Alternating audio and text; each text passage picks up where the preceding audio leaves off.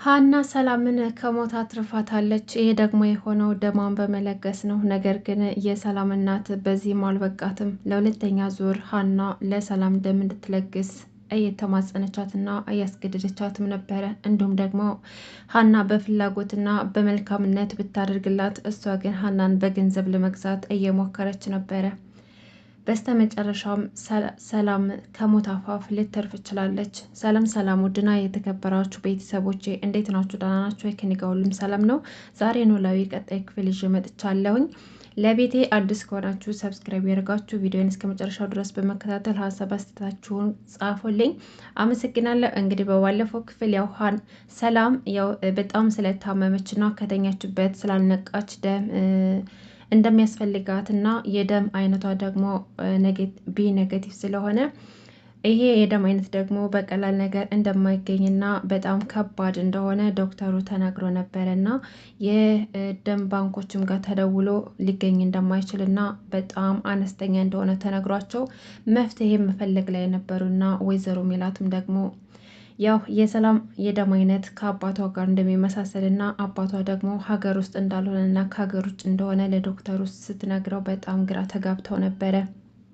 ከዛም በኋላ እንግዲህ ያው ሀናም ደግሞ አባቷ ጋር መሄድ ስለነበረባት አባቷን ልታይ ሂዳ ነበርና እዛ አባቷን በጣም ስለናፈቀችና አባቷን በጣም ስለተጨናነቀ ሲያዋት ማመን አቅቷቸው ልጃቸውን አቅፈው ሲስሟትም ነበረ። በጣም ናፍቀኛል አባዬ እያለችም ስትላቸው ነበረ። የሀና አባትም ልጅ በጣም ናፍቀሽኛል፣ እንዴት ብጨክኝ ነው አንድ ቀን ሙሉ ትተሽኝ ያደርሽው? ደህና ነሽ እያሉ እቅፍ አድርገዋት ነበረ። ጆሮም ነበረ ያፌት በስካር መንፈስ የተፈጠረውን ነገር ሁሉ ለኤፍራታ ተናዘዘ። የናታን አባቱ እንደሆነ ፍርጥርጥ አደረገው። ኤፍራታ ይህን ስትሰማ ማመን አቅቷት ነበር። የተፈጠረውን ነገር ለናታን ልትነግረው ስትሄድ ናታን ደግሞ ዓይንሽን ላፈር፣ አልፈልግሽም፣ ምንም ላዳምጥሽ አልችልም ብሎ ውጭልኝ ብሎ ከቤት አባሯታል። ኤፍራታ ናታን ባደረገባት ነገር በጣም ተጎድታ ልቧ ተሰብሮ እያለቀሰች አፍንጫዋ ደም እስከሚወጣ ድረስ እስከሚያነስራት ድረስ ነበር የተጎዳችው። ጽዮን በስተመጨረሻም አባቷ እንደሞተ ተረዳች። ማመን አቅቷት ራሷን ስታወደቀች። ሰላም ውድና የተከበራችሁ የቻናል ቤተሰቦች እንዴት ናችሁ? ደህና ናችሁ ወይ? ከኔ ጋር ሁሉም ሰላም ነው። ለዚህ ቻናል አዲስ ከሆናችሁ ሰብስክራይብ ማድረጋችሁ እንዳትረሱ፣ እንዲሁም ነባር ቤተሰቦቼ እንኳን ደህና መጣችሁ። ዛሬ ሐረግ ድራማ ክፍል 80 ይዤ መጥቻለሁ። ቪዲዮን እስከ መጨረሻው ድረስ በመከታተል ሀሳብ አስተያየታችሁን ስጡኝ። እንግዲህ በባለፈው ክፍል ያፌት የአባቱ መሞት ሲሰማ ራሱን መቆጣጠር አቅቶት እቃ ሲሰብር ሲናደድ እኔ ሳላሰቃይህ እንዴት ትሞታለህ እያለ ሲበሳጭ አይተናል። በዛንም አስመልክቶ ውጭ ሄዶ ማደንዘዣ እጽ ህገወጥ ነገር እጾች ተጠቅሞ ነበር እና በጣምም ጠጥቶ ነበር። ከዛም በኋላ እየተወላገደ እቤት ከመጣ በኋላ ኤፍራታ ስታየው በጣም ደነገጠች። እንዴ ቆይ ያፌት በዚህ ሁኔታ እንዴት ትጠጣለህ? እንደዚህ ታመህ እንዴት መጠጥ ትጠጣለህ? ብላ እየተንገዳገደ ሲመጣ እና ሊገድፈ ስትለው ዞር በይልኝ ወደዛ፣ እኔን የሚገድፈኝ ሰው የለም፣ የገደፋችሁ እየመሰላችሁ ሁሉም ሰው እኔን የገደፈ መስሎ ሲጥለኝ ነው እንጂ ማየው እኔ ያፌትን ማንም ሰው ገድፎኝ አያውቅም ይላታል። ኤፍራታ እንግዲህ እንደምንም ብላ ትጎትትና ሶፋ ላይ ታጋድመዋለች። ከዛም በኋላ እንዴት ይሞታል? እንዴት እንደዚህ ይሆናል? ሞት ጨካኝ ነው። እንዴት ሳላሰቃየው ይሞታል? እንዴት እባክህን ያፌት ግደለኝ ብሎ ሳይለምነኝ እንዴት ሞት ቀደመኝ? እኔ እኮ ልገለው አስቤ ነበር። ለዛውም ደግሞ አሰቃይቼ ሞቱን እስከሚናፍቅ ድረስ ካደረስኩት በኋላ ግደለኝ ብሎ እስከሚለምነኝ ካቆየሁት በኋላ እኮ ልገለው ነበር ያሰብኩት። ግን ምን ታደርገዋለሽ? ሞት ቀደመኝ። ልጄ እባክህ ግደለኝ ብሎ ሳይለምነኝ እያለ ሲያወራ በስካር መንፈስ የናታን አባት የእሱም አባት እንደሆነ ሁሉንም ነገር ፍርጥርጥ አድርጎ ለኤፍራታ ነገራት። ኤፍራታ ደግሞ ይህን ስትሰማ ማመን አቅቷት በጣም ተገርማ ነበር። ምን የናታን አባት ያንተም አባት ነው ማለት ነው? ለዛ ነው ስትሰቃያቸው የነበረው? ለዛ ነው እየተበቀልክ የነበረው? ለዛ ነው ምንድን ነው? ቆይ ከናታን ጋር የሚያገናኝህ ነገር በዛ ምክንያት ነው እንደ የሰውን ጭንቅላት ቆርጠ እስከ መላክ ድረስ የደረስከው? ለዛ ነው አባቴን የሚገደልከው? ለዛ ነው ይሄ ሁሉ ሰው ስታሰቃይና ስትበድል የነበርከው? እያለችም ትጮህበታለች። እሱ ግን ከዛም በኋላ መልስም አልሰጣትም ነበር። ምክንያቱም ወዳውኑ ራሱን ስትወድቆ ነበር። ያፌት ራሱን አያውቅም። ኤፉዬ እንግዲህ ስለተፈጠረው ነገር ማወቅ አለብኝ፣ ይሄን ነገር እያንዳንዷን ነገር ማወቅ አለብኝ። ለምንድን ነው ህይወቴ እንደ ሀረግ ውስብስብ የሆነው? አንዱን ታወጣሁት ስል ደግሞ ሌላው ስቃይ ይጀምራል። ለምንድን ነው ህይወቴ እንደዚህ ምስቅልቅል ያለው? እያለችም ስታለቅስ ነበር መስታወት ፊት ለፊት ላይ ቁማና። አሁን ግን ሁሉንም ነገር መጋፈጥ እንዳለባት ራሷን አሳምና ቀጥ ብላ ወደ እነናታን ቤት ነበር የሄደችው። እነናታን ቤት ስትሄድ ቤዛና አፄ ነበሩ ምግብ እየሰራችሁ። እንዴ እናንተ ደግሞ ከመቼ ወደ ነው ምግብ የምትሰሩት? አለች ኤፍራታ። ቤዛም ተነሳችና አዎ እንሰራለን እኮ ብታይ ደግሞ ኪችኑን እኮ ቀጥ አድርጋ የያዘችው ጽናት። እኔም አንዳንድ ጊዜ አግዛታለሁ እንጂ እኔ እንኳን ቤት ነበር ማጸዳው። ግን ብታይ ማንም ሰው ስለሌለን ራሳችንም ችለን መኖር ጀምረናል እና ምግብን በራሳችን ማብሰል ጀምረናል አለቻት። እና ዛሬ መምጣትሽ ለጥሩ ነገር ነው።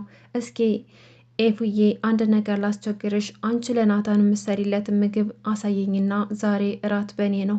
ስለዚህ ዛሬ ሰርቼ ላበላው እፈልጋለሁኝ፣ እባክሽን አሳየኝ ትላታለች። ኤፍራታም ደግሞ እኔ ለናታን ብዙ ነገር እሰራለታለሁና ሁሉንም ምግቦችን ይወዳቸዋል፣ ግን ያንን አሁን ማድረግ አልችልም። አሁን የመጣሁበት ጉዳይ ሌላ ስለሆነ ናታንን ፈልጌ ነበረ የመጣሁት፣ እማወራው ጉዳይ አለኝ ትላታለች።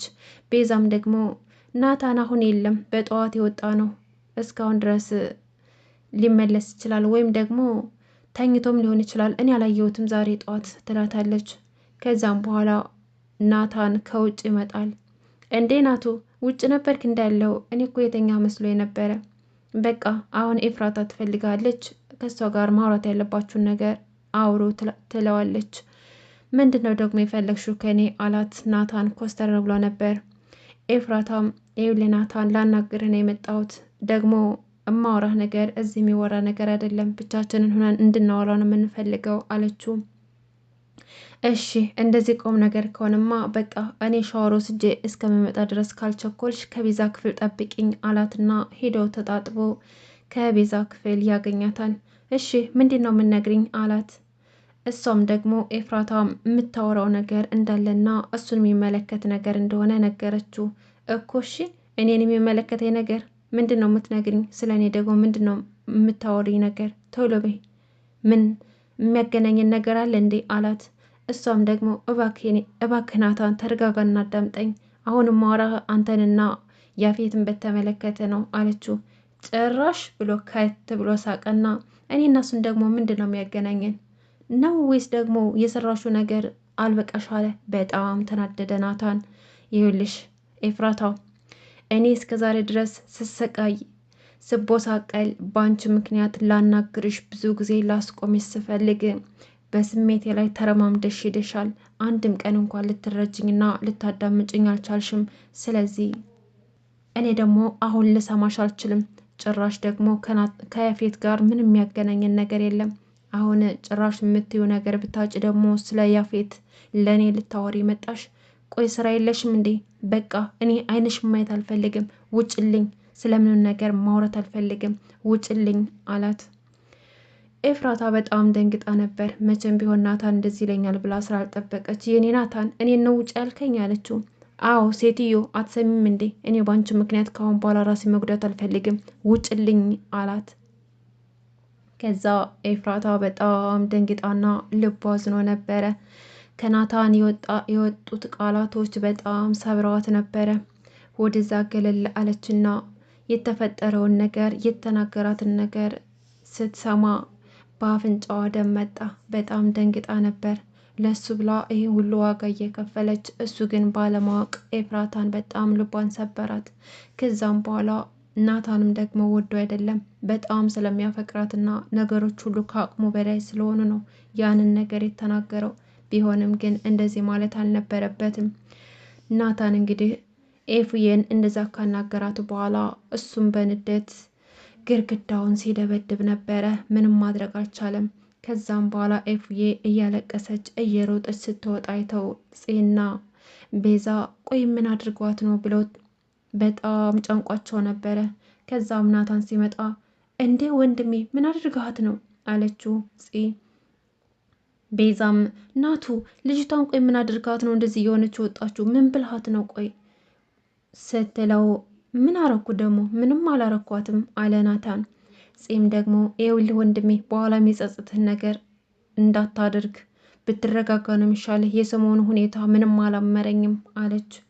እንግዲህ ናታን የተፈጠረውን ነገር አላወቀም። እሱ መናገሩን እንጂ ኤፍራታ በጣም ተጎድታ ደም እየፈሰሳት እንደሆነ እንኳን አላወቀም። ከዛም በኋላ እኔ ስራ መሄድ አለብኝ እዛ ድርጅት ውስጥ የምጨርሰው ስራ አለኝ ብሎ ተነሳስቶ ወደ ውጭ ሊሄድ ሲል ቢኒ መጣና እንዴ ቢኒ መጣ እንዴ አለው። ፄ ደግሞ ቢኒ ሲመጣ ደንግጣ ቁጭ ብድግ አለች። ምክንያቱም አሁን ላይ እየተራራቁ ስለመጡና አቤል ደግሞ ወደ እሷ እየቀረበ ስለሆነ ቢኒ አይቶት በጣም ተናዶ ነበረ። ለካ ለዚህ ነው እንደ ራቅሼ ብሎ ውስጡ ቂም ይዞባታል።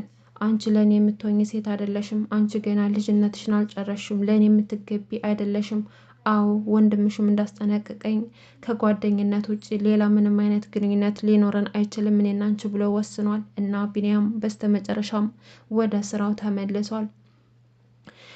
ከዛም በኋላ እንግዲህ ቢኒ ከነናታን ቤት ከመጣ በኋላ ምን እየሰራችሁ ነው? ቁርስ በላችሁ እንዴ ሲላቸው አይ ማን ሰርቶት ነው የምንበላው? በቃ እንደውም ከፈቀዳችሁልኝ እኔ ሰራዋለሁ አለ። ናታንም ደግሞ እንዴ ቢኒ ምን አስበ ነው? እዛ የምንጨርሰው ፕሮጀክት አለን አላልኩም እንዴ? እንዴት ነው እዚህ ቁጭ ብለን ምግብ የምንሰራው አለው። ከዛም በኋላ አይ ቢሆንም እኮ ምግቡን ሰርተን መሄድ እንችላለን አለና ወደ ምግብ ስራ ቢኒያምና ናታን ይገባሉ። ፄና ቤዛ ደግሞ የእነሱን አክት እያዩ እየሳቁባቸው ነበረ። ያፌትም ደግሞ አብሯቸው ከሚሰሩት ሰዎች ጋር ጠርቶ ስለ አንዳንድ ስራዎች እያወራ ነበር። እቃውን እንደገባና እቃውንም ቼክ እንዳደርጉለት አምጥተው አሳዩት። አደንዛዥ እጽ ነበር። እሱም ደግሞ ያንን አየውና በቃ አሪፍ ነው፣ የቀሩትንም ገቢ አድርጓቸው፣ ግማሽ ገንዘብ አስገብቻለሁ፣ በፍጥነት ነገሩን አሳኮት ብሎ ይልከዋል። ከዛም በኋላ እንግዲህ ኤፍራታ ናታን እንደዛ ብሎ ስለሰበራት እቤት ሄዳ ስታለቅስ ነበረ። መሬት ወድቃ ስታለቅስ ያፌት ያያትና የኔ ጨረቃ